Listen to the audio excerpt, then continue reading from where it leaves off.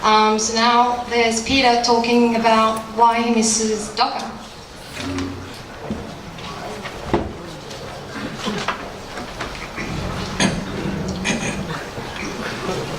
Hi, I'm Peter.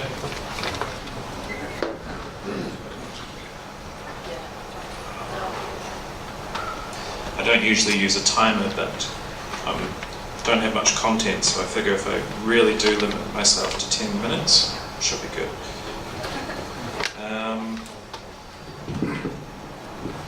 Thank you. I usually start a talk by apologising for being underprepared, but seeing as I do that every time, it's kind of lost its novelty.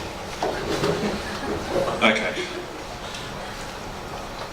Alright, let's start.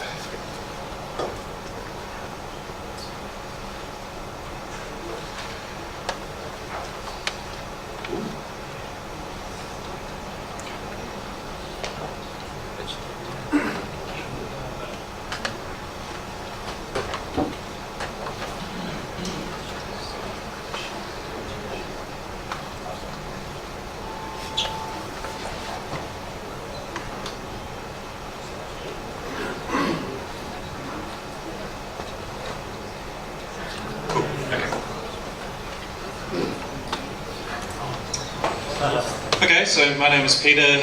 Currently I'm working for Transport for New South Wales. I've been there for about 4 months. You could say I'm a DevOps engineer. Some people don't like that title, but I actually quite like it. It's growing on me. Before I was at Transport for New South Wales, I was at Combank for about 2 years. So the current project I'm on, I came into it very late, so it didn't really make sense for me to say, hey, you should change what you're doing. And frankly, we didn't really have time to do that. So the project I'm on right now, no Docker at all. To be honest, I didn't mind. Like, it was a good sort of chance to step back and think about, what does Docker really give us, and what's it, what is it, some of the shortcomings. So discarding any kind of presentation training that I may have done in the past, I decided to opt for a top 10 format. And I didn't have time to order it, so in no particular order I'd like to talk about some of the things I've missed and some of the things I haven't missed, and I may not actually make that distinction just to make it harder for you guys. So there's this thing called separation of concerns, and I really hate quoting people because I feel like an idiot when I quote someone, but for some reason this keeps coming back to me. I just want to read a little bit of it. So focusing one's attention upon some aspect, it does not mean ignoring the other aspects. It's just doing justice to the fact that from this aspect's point of view, the other is irrelevant. And so the thing that sticks with me with this quote is quite often when we've got a complex system and got people focusing on different things, we do have to kind of like narrow our perspective sometimes to kind of concentrate on a particular area of the system. And that's why I think good tooling is so important, because it enables us to do that, and it stops us from shooting ourselves in the foot if we're not concentrating on the right thing. That was just a bit of philosophy to get us started. So the next one is prod doesn't break your app with special. I must have written this quite late at night because it doesn't make any sense. But one thing I have noticed, stepping back from Docker is, boy, do host operating systems get complex. It's complex for a start, but then you add all your logging and your monitoring, and then someone gives you a jar or a WAR file that you're supposed to put on top of that, and maybe even several jar files. One thing that really annoys me is, so we've got an artifact, Java jar, whatever, and you're asked to change the Tomcat settings. It's like, Tomcat, that's not even part of your application. This doesn't make any sense.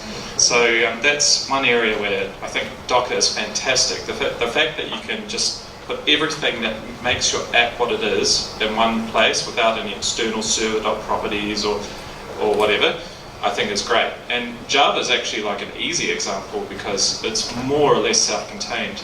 If you've got a mixed environment where you've got some people want to write on Node or whatever, then this becomes even more salient of a point.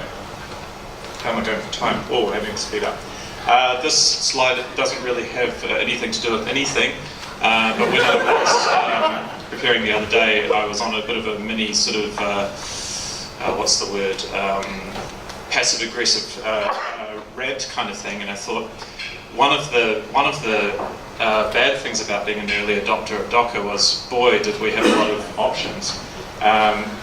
You know, you could run Linux on your desktop, or you could run Vagrant, have a Linux VM, and then boot to Docker came along, and then Docker Machine, and Docker Machine was really good, and then Docker Inc. decided that they'd release Docker for Mac and Docker for Windows, and kind of ignore Docker Machine, and all the while boot to Docker is still running, and in the end I'm just like, well, I just want to use Vagrant, you know, it's better than any of the other things. I mean, I think Docker for Mac is like a really exciting piece of technology, but the thing that annoyed me about it was the first time I did a volume mount and I realized, no, this was Docker for Windows, I did a volume mount and I realized that inside my beautiful little Linux container, I had like Windows file permissions on my files. It's just yuck, this is disgusting. So anyway, another thing is, this is just part of a mini rant, and this is my last mini rant slide. I basically think Docker became feature complete at about 1.6.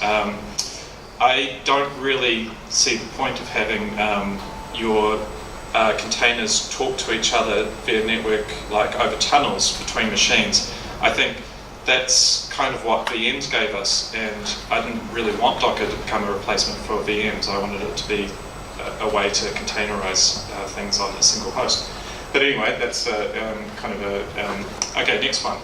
This one I think is quite cool, this idea of a one-way mirror. So if you've got a FreeBSD jail or a change root, the cool thing about it is your container, this is the opposite, just to confuse you guys, your container can't see out of it, but you on the host can see into it. So one example why this is cool is you can monitor what's happening inside your container, and you don't even need to enable any remote access to your container. You don't have to have an SSH daemon to like log in and go, what's happening there? You can just look into it. But a counterpoint to that is I don't really see Docker as being a security solution. I think it's more secure than just running a whole bunch of separate apps on one host. Definitely more secure than that. But I don't really see it as being like an alternative to VMs. But then I don't really like VMs either. So. But then my point is like, no, I do have a point, but I won't go into it. So anyway, you may have seen this picture before. It's the opposite of what I'm trying to explain. This is a public toilet, which you can't see into, but if you're on the inside of it, you can see out. So think of the opposite of this. Think of from inside your container, you cannot see your host, but from your host, you can see inside your container. This is kind of a pointless graphic. Imagine you're on your host, you're not inside your containers, you're on the inside of the toilet. You can see inside your containers, you can list the processes, you can exec a command inside your containers. It's really quite awesome. But inside your containers, you can't actually see out. I mean, there might be some theoretical exploits where you can gain root and you can see your neighbors, but then the same is kind of true for virtual machines as well. Although there's probably less likelihood that you're going to escape from a virtual machine because you're virtualizing the guest OS as well. But anyway, all right. So this point I think is really important, and I wish I'd sort of paid more attention to this. Why not make all your containers just read-only? You know, if your app crashes because it expected to write somewhere and you didn't know it was going to write to this place, good, it should crash, that's great. Here's a picture of a cartridge. So the cool thing about Atari cartridges is if you found an Atari 2600 and you found a cartridge, it's probably going to work. How amazing is that? So I'm pretty confident in 10 years' time, if I dug out my Nginx 0.9.7 container, it's probably still going to work. You know, I just think that's awesome, and I get a bit of a nostalgia thing for Atari as well, even though it was a little bit before my time. Interesting fact? No, it's not an interesting fact. My grandmother lived on a farm and she had an Atari 2600. She also had a VHS player with a corded remote. Yeah. This is another sort of slide which doesn't really belong anywhere, but I'm going pretty well on time. I've still got 1 minute.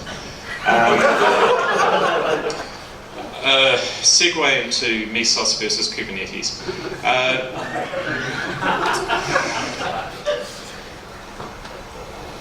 If you need to put your entire application into a single container and you have an init system in your container, I think that's okay, but it makes it harder to reuse containers. That's why the concept of a pod, which was sort of started with Kubernetes, but Racket also has that kind of concept built in. It's kind of cool because you co-locate your containers on a single host by design, and they're slightly more reusable because you can have your Nginx container rather than here's my Uber container which has Nginx and my app. But like I said, this is kind of out of order, so it doesn't really sort of fit the purpose. Smaller chunks, I actually forgot what I meant by this, but I found some interesting images. This is a Betty Crocker cake. I think if you have an app and it's in a container and it's running and it breaks, it's pretty easy to go, well, the part that broke was up here and my ops team put together this part here. You know, it's getting back to that separation of concerns thing.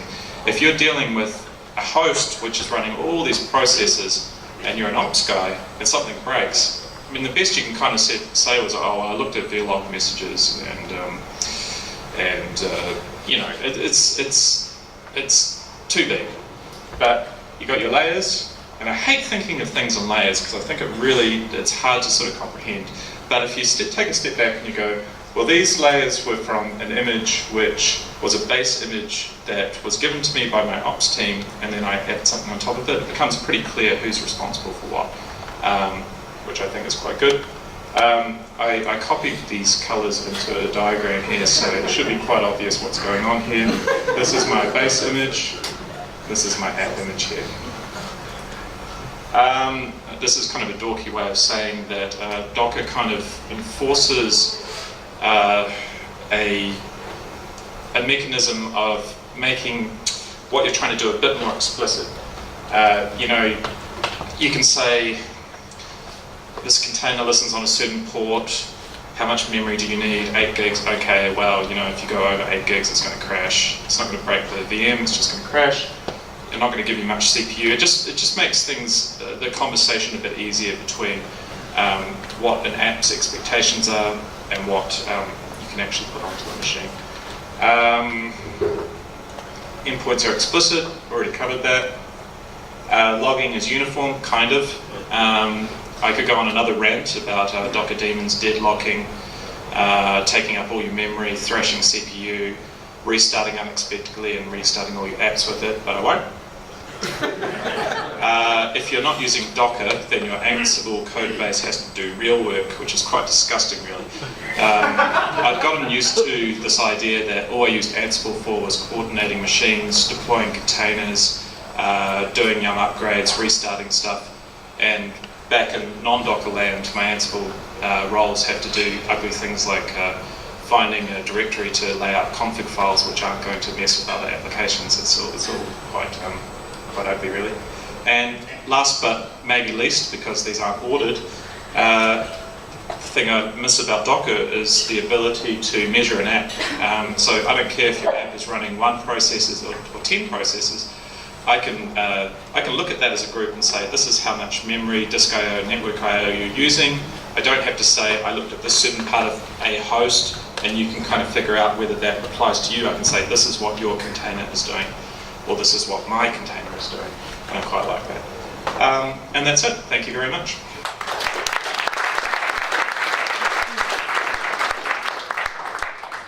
Any questions? Yep. Can you repeat the question? Yeah. Okay. Is there a way? Have you figured out a way? Let's say a container, you gave it a memory limit and it just maxed out, it died. Is there a way to know it maxed out and it died? That's why it died. Is there a way to actually know that any logging anywhere that Docker actually says that because it reaches, it maxed out the memory, that's why it died? Is there a way to figure that out? Apart from those.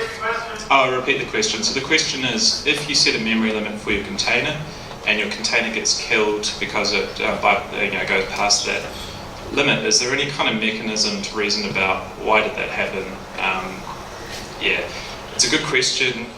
It actually leverages pretty heavily what the kernel would do. So if you're not using containers and you run really short of memory, your kernel will actually choose the process that's using the most memory and kill it.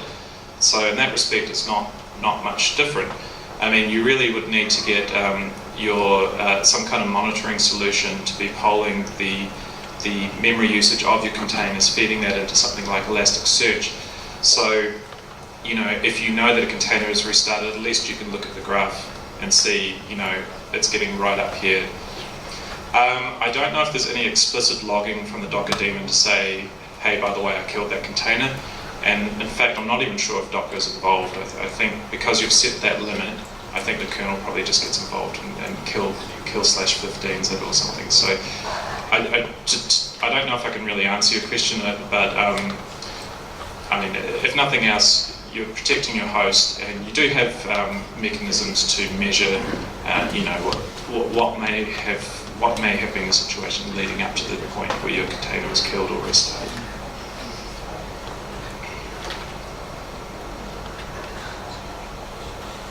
Good? Okay, thanks everyone.